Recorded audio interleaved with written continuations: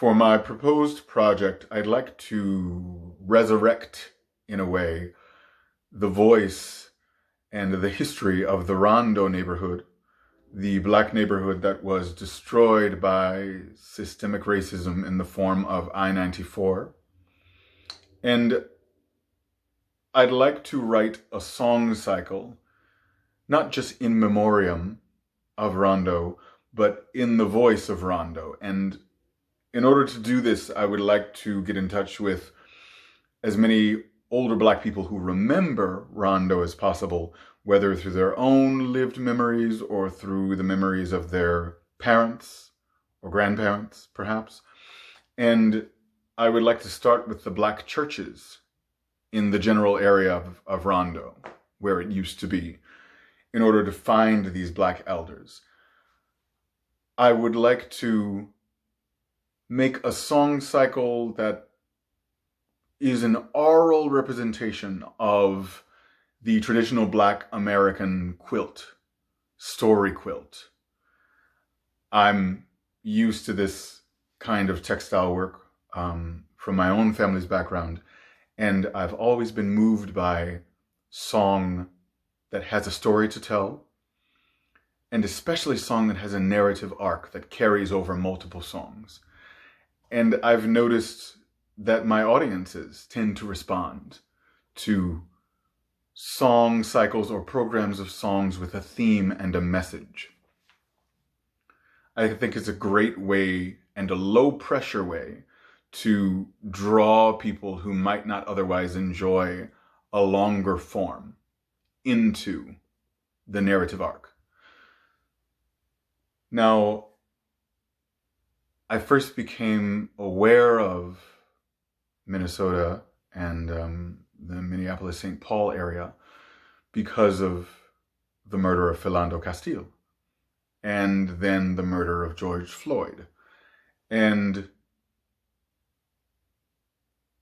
I feel that though those stories need to be told, these violent stories, I also know that for Black liberation to ever be a reality in this country in particular, we have to start focusing on stories besides the bloody, gory, trauma tales. And one of the ways to change the narrative of white supremacy is to resist or roll back all of those black neighborhoods that have been lost to the American system. And I have found that music is one of the most perfect ways to revivify memories of that sort.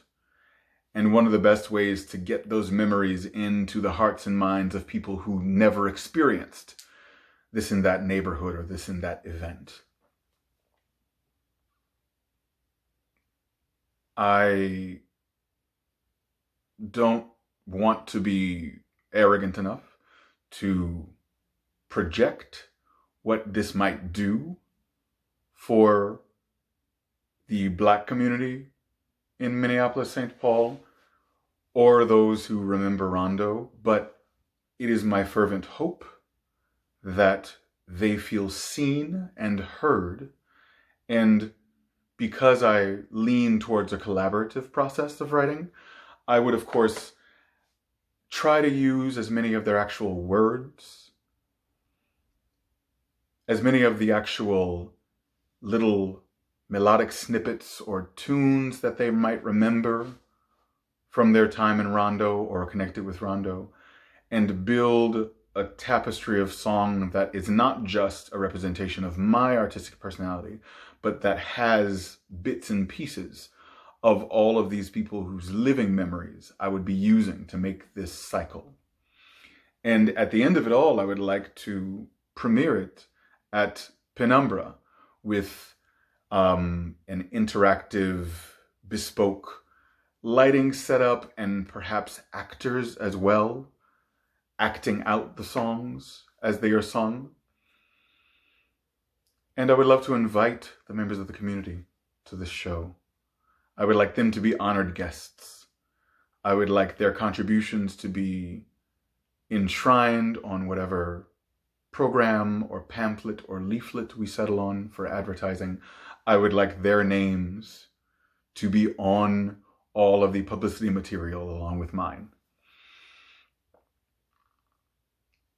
I would be honored if what I was able to piece together and quilt together lifted the name of Rondo not only into more people's consciousness, but made those people who still have a living, breathing connection to that place feel honored and seen.